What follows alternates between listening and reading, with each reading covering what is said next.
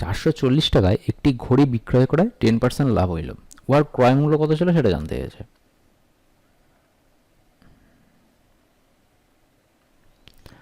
তো এই ক্ষেত্রে দেখো,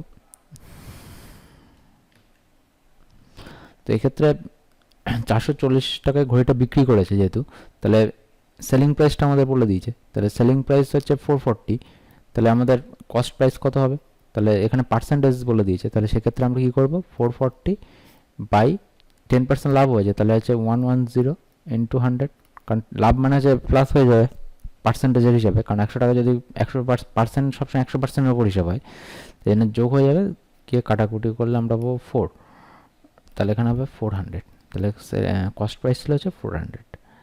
এটাকে যদি আমরা ডেসক্রিপটিভে করি তখন আমরা কীভাবে করবো দেখো, এক্ষেত্রে আমরা যেটা করব সেটা হচ্ছে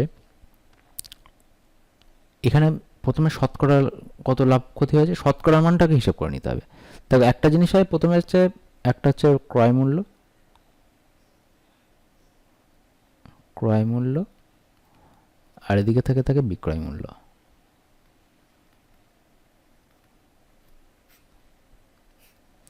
ক্রয় মূল্য যদি 100 টাকা হয় তাহলে 10% লাভ হয়ে যায়, অর্থাৎ মানে কি ক্রয় মূল্যের ওপর লাভ কত হিসাব হবে, তাহলে 110 টাকা হচ্ছে বিক্রয় মূল্য হবে। এখানে দেখো বিক্রয় মূল্যটা বলে দিয়েছে, মানে 440 টাকা বলে দিয়েছে, তাহলে ক্রয় মূল্য কত টাকা হবে।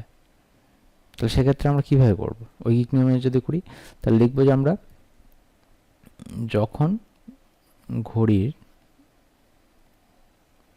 বিক্রয় মূল্য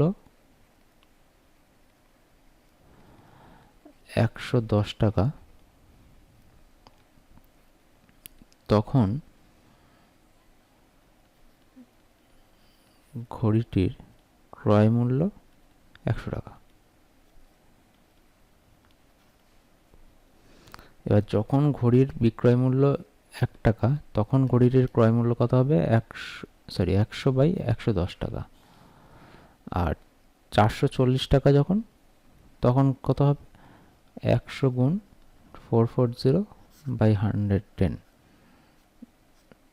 কাটলে হচ্ছে 4, তখন হচ্ছে 400 টাকা।